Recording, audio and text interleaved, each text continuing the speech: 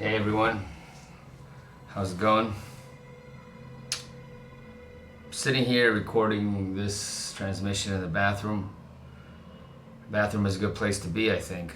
No windows, no line of sight.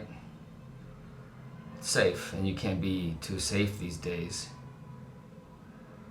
I want to say a little bit about myself for everyone who doesn't know me. I'm Yasha Levine, 44 years old. I was born in Leningrad and moved to America when I was 9. Spent most of my childhood in San Francisco. For most of my adult life, I've worked as a journalist. The profession no longer really exists anymore. Everyone is an influencer now. Everyone is trying to ride the attention market. I'll admit I haven't been able to keep up with the times that well. Haven't been able to get enough views and clicks and likes to stay relevant. I've been on the internet for more than half of my life now. I guess you could say that I've been failing, but I don't think it's my fault. It's the system. The system has been conspiring against me, and has been conspiring against all of us. Some years back, I wrote a book called Surveillance Valley. The book uncovered a repressed chapter in the history of the internet, a part of the origin story that those who control this thing do not want us to know. My big discovery was that the internet was born out of America's pacification efforts during the Vietnam War, developed because the Pentagon needed to better fight insurgencies in Southeast Asia and Latin America.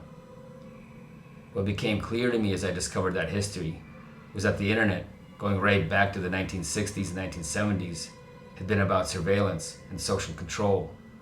That these two things that now dominate the internet were not new, but went right back to the origin of the technology.